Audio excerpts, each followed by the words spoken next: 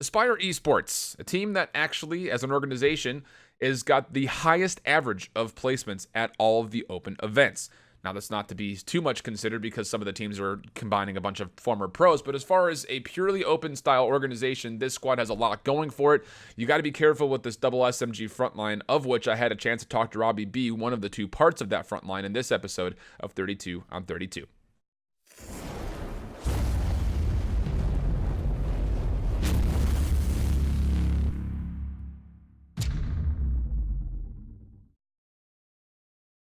Good to see you guys, COD fans on IHOLDSHIFT. It's been a pleasure doing these videos for you guys, and I will say I was a little bit hesitant as far as, I wanted to make this video earlier and get these videos out so I had some time to actually breathe, but I'm glad I had a chance to wait to do this one because I got a chance to watch Aspire play at pretty considerable length in the CMG scouting grounds over the last weekend during the playoffs, and it kind of opened my eyes to a number of things that I think you guys would be interested to know. Now, again, like I mentioned briefly in the intro, this organization as a whole, that's going to be at CWR World Championships, actually holds the highest average placement out of any other team that's there as far as dating back all the way to Fort Worth, where really, again, we'll consider that to be the first major really open event. Yeah, you had Vegas, but that was such a long time before Fort Worth that I only count Fort Worth, London, Anaheim, and Miami. So taking a look at this team and their pool in specific, you're dealing with the roster of Fastball, RobbieB, Turn Up Too Easy, Tish, and Super, and they're in a pool that honestly, I can see any of these teams going 3-0 while also maybe even going 0-3. It just kind of depends on who shows up into this Pool H. Splice, Heretics, and Hybrid Gaming are in the mix, and that's good news for Aspire considering they have already beat Hybrid Gaming when they were at Miami previously in Map 4 3-1. So, as far as this roster kind of builds specifically, again, we'll hear more insight on the team from RobbieB, specifically from our You Have My Attention segment, but I want to go over their history just generally speaking. Again, you'll hear this from Robbie when he talks about it, and I actually forgot about this while I was interviewing him, but Fastball and RobbieB and Tish and Super all were at the PLQ. Accelerate was the only team to get through. That was Fastball's team, but he was only on that team for a short time before they would bring in RobbieB, who would substitute in for Fastball. Didn't make too much of a difference because neither of them would keep on Accelerate while they got to Fort Worth. They were both kind of dropped and made changes before that occurred.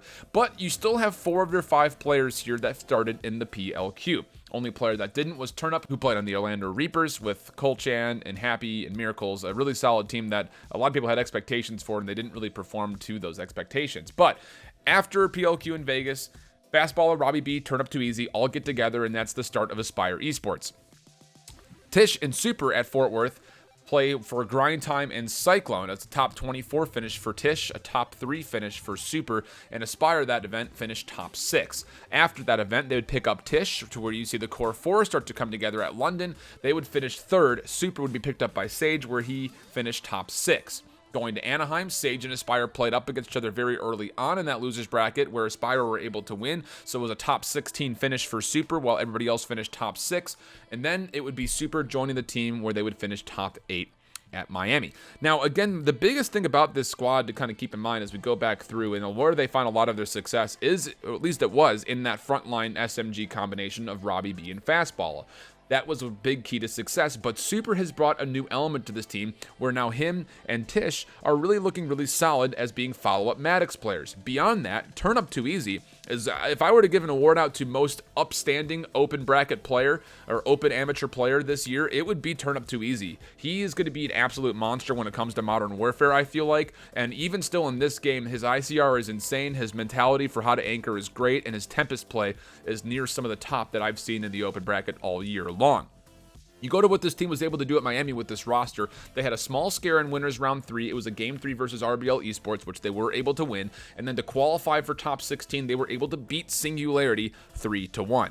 Pretty impressive considering how good of a team Singularity I think is. And then beyond that, in winners round 5, they were able to take the boys to game number 5, the first time that the boys were really scared in the entire bracket. So again, big looks for them to take them to game 5, not quite able to close it out.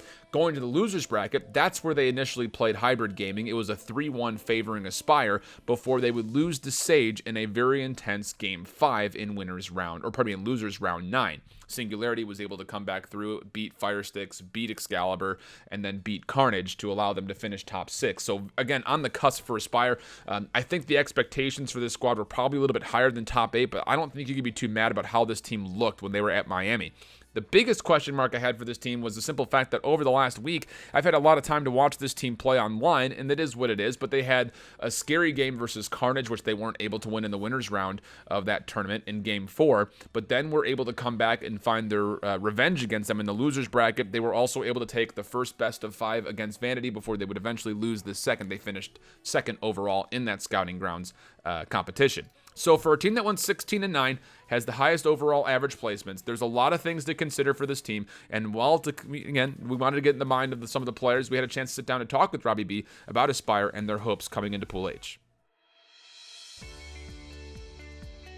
Joining me through Discord call, no video today, a little bit of a webcam issue, but I've got RobbieB from the side of Aspire. Sir, you have my attention. We were talking just before we started the recording about the history that you and Fastball have, we'll say shared, but it's actually a little bit looser termed than actually sharing it completely. Take me through some of the history that you two have had together throughout this title. So it's actually kind of crazy.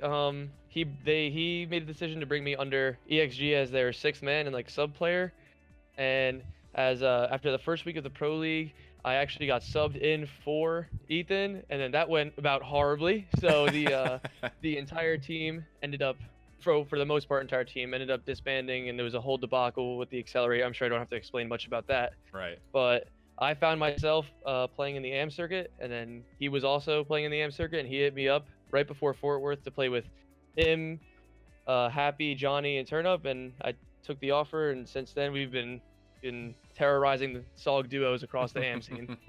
That's for darn sure. It's interesting you bring up Turnup because he was on that Orlando Reapers team that I think a lot of people going into Vegas had their eyes on, because it was him and Happy and Cole Chan and that whole group of people that they kind of surprisingly finished only top 64 there. But for me personally, it's actually been interesting because you were kind of an upstarting player that had a lot of notoriety after what you were able to do with Nation of Power at the CWL PLQ. But Turnup has really been one of those players that's kind of started to rise in popularity since he's been playing with you guys with Aspire. So tell me a little bit more about you guys as kind of a core 3, as you guys obviously played at Fort Worth together, on through London, Anaheim, and now most recently at Miami. Joe, or Turnup, is just a beast. The kid is so good. He's also like a really good learner, and he's really mature for being an 18-year-old. So it's been a pleasure through the whole time. It's kind of funny. When I was approached to play with them at Fort Worth, I was kind of like, hey, a little pickup squad. I'm just gonna go. I didn't really think too much of the names. Especially Joe. I was kind of like, screw it. Like, we'll give it a shot. And then like he just blew like expectations out of the water, at least for me personally. That's why he stayed on the roster and hasn't even been thought about even moving his position anywhere. Like he is definitely a core piece to this team and will be a reason for our success if we do find it in our group. Now, kind of going to that success, it's actually interesting. I don't think a lot of people out there realize, because the open scene has been primarily dominated by Mindfreak and the Giants as they were going through their last handful of events. But technically, based on placings, you guys as a core 3 have the most consistent placements across every single open bracket that we've had so far. So when it comes down to your guys' pool draw that you were able to get, you'll be sitting in a very interesting pool, because you've got Splice, Heretics, and Hybrid. This one, a lot of people have pinned up as being the pool of death, because anyone could potentially win this one. So for you guys, as kind of having that solid foundation, what is the mentality and kind of the feelings about your pool draw that you were able to get? I think it's awesome that it's the pool of death because of us, because people are calling it the pool of death from the pros perspective, meaning it's going to be the hardest pools for the top 2 teams to get out of, and that's because of us, and because of Hybrid, of course, too. Right. A lot of really good players over there, but we're just going to go in and play with a chip on our shoulder, and we know if we do what we practice at home and do what we've done these past couple amateur events, except actually have some ice, like we should be looking pretty good. And it's kind of interesting because when you guys were at Miami, you initially got knocked down to the losers bracket by the boys, obviously a very strong team there. Right. But then there's been that kind of rivalry, I guess we've been trying to frame up between you guys and Sage, because it seems like every single open event you guys play up against each other. So when it comes down to being able to beat another formidable open team like the Hybrid Gaming Squad, where do you guys feel like your advantages are when it comes to those matchups in specific? Against like the other amateur teams, I feel like we could really outslay them, and we just use like raw talent can basically get us past those like the other amateur teams that played through the open bracket. But the biggest thing is we're gonna have to, and what we've been practicing at home is learning what to do with that slang, and that's gonna be the difference between what pushes us past these actual pro teams, because just getting kills is not enough to win series against Heretics or Splice. Like, we're gonna need to do more than just run around and out talent other teams. I'm really actually, again, if I had to pick one pool just to watch throughout the entirety of pool play, it would definitely be Pool H, because I feel like any single one of these matchups could go it's crazy. any single way. It's going to be pretty wild. But I kind of want to just get your mindset as somebody who started off in the CWL, or earned your way there very early. Kind of the same story for Fastballa, and obviously Tish and Super were also very, very close to making it on their own right. What does it mean for you going to World Championships and being able to kind of reprove yourself as, hey, we did deserve to be there in the initial go? It means everything. Everything's on the line for this event, especially being the last event before franchising, like all the franchise teams pick up rosters. Basically, especially as an amateur player, or a player right on the cusp of being at that next level, like, this is my last chance. And same with all my teammates. So everything will be left out there. Like, every last bit I have of me will be left out there. Now, I just want to get your initial thoughts before we close off. Did you get a chance to check out any of the Modern Warfare multiplayer reveal? I did a very little bit. I got to watch it while I was watching VOD, and then I saw that was live, so I kind of like peeked over at it a little bit earlier today. It definitely looks I don't know. I'm a jetpacker. It looks slow and boring. I was about to say. it looks slow and boring, but it's Call of Duty. I'm definitely not a big pre-aim kind of guy, so it might be a little adjustment period. But it should be fun. It's Call of Duty. I mean, every Call of Duty that's come out that I've played, at least, it's just been a blast. I mean, competitive makes it that much more fun as well. So no matter what the critics say, it's going to be a good time. I was interested to get your take, because you and Fastball, I think, are probably two of the SOG duos out there that just throw caution to the wind and say, we're going in hard. Right, yeah. So I'm watching people saying, like, oh, I need to pre-aim more. Like, I'm watching Courage say that he's running around too much, and if Courage is running around too much, that's a problem. I'm going to have to really tone it back. But now I'm excited nonetheless, but Champs is the first focus, of course. Absolutely. I'm not even worried about all that. Awesome. Well, thanks so much for taking the time. Again, best wishes for you guys, coming through and hopefully breaking through that little bit of a ceiling we've seen so far with that third place finish you guys were able to follow up with. So hopefully there's a little bit more success for you guys on the back end of Pool H. Again, that's been RobbieB from Aspire Esports. Thanks so much, buddy. Thank you so much for having me. You got it. Again, this is a pool, big shout outs to RobbieB. Again, I kind of had forgotten, I won't lie to you guys, that the fact that Robbie had actually substituted in for Fastballa, but it's just been interesting, because if you've been paying attention to the open scene, you hear RobbieB and Fastballa, and you automatically think about them as one of the better SOG duos coming out of the open bracket, and I think that's very much so warranted and validated based on their performances so far this year. It's just interesting that they had that kind of relationship at the beginning. I totally forgot about that. But in this pool specifically, I think that this SOG line actually does very well against their opponents, which is strange to hear considering that Huke is in one of these teams. But at the same point, I think the biggest thing with this team comes down to when they're rolling and they're on fire and they're all playing on the same caliber, this team's very scary, and I think they're going to be very difficult to beat. The problem becomes if RobbieB and Fastball do not find success, is there clutch up potential in Tish, Super, and Turnup? At times, the answer is yes, but at other times, the answer is no.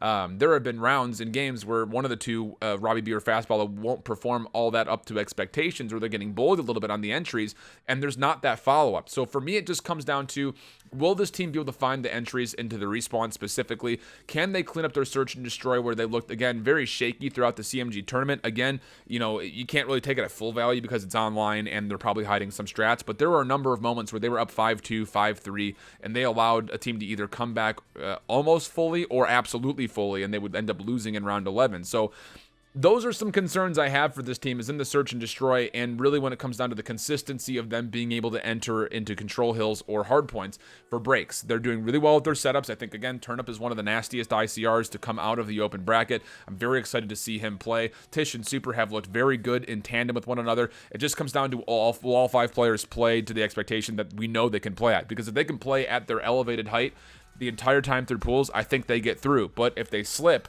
that might be the one mistake that costs them a chance at brackets. So that's how we'll leave things. That's Aspire Esports for you guys. Let me know in the comments below what you guys think. We've got one more video of 32-on-32 before we're completely done. I hope you guys enjoyed. It'll be on Hybrid Gaming. And then after that, we'll be doing a little bit of a recap, wrap-up as we get ready for World Championships. A little bit of a couple of things that I wanted to lay out on the air for you guys. So hopefully you'll come back and check that video out as well. Till the next one, though, hope you keep holding it down. Later, bye-bye.